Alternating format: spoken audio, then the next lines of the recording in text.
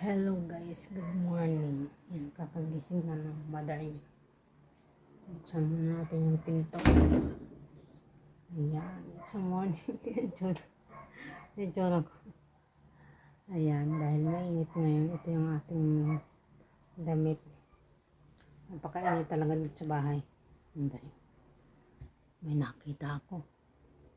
Dito sa bahay, pakalit-kalit ang pera. Sige. May nakita. Ito yung ano ko, natanggal. Ang tip ko. Tanggal. Okay na yan. Ayan. Siyempre tayo ay magpailaw doon.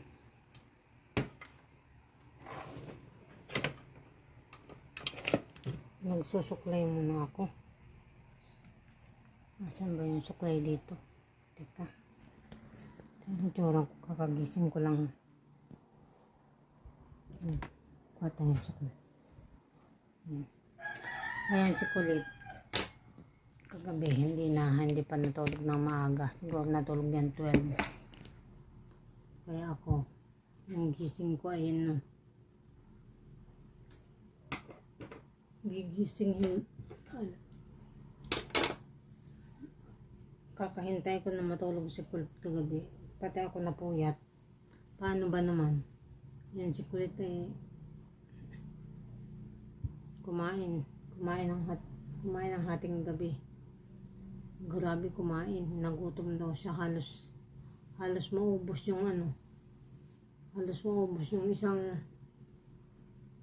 isang buong tasty. Tapos pagkatapos niya kumain, busog na busog daw siya, hindi siya makatulog. Kaya inabot siya ng alas 12 ng gabi bago nakatulog. Kumain na kasi siya ng brownies. 3. Tapos sabi niya hindi pa daw siya busog. Ngayon sabi ko, kumain ka ng tinapay daw kung hindi ka pa busog. Kala ko mga 2 peraso lang ang makakain na. Diyos ko, pagtingin ko sa tasty, halos maubos niya. Tapos busog na busog daw siya. Kaya ako hindi na naman napakali kahapon kagabi. Kala ko masasaktan na naman siya ng tiyan. Kaya hindi ako nakatulog ng maayos. Diba? Kaya si Kulit pagka ganyan may masakit yan, hindi talaga ako nakakatulog ng ayos. Binabantayan ko siya. Kaya ang madal niyo lang masyadong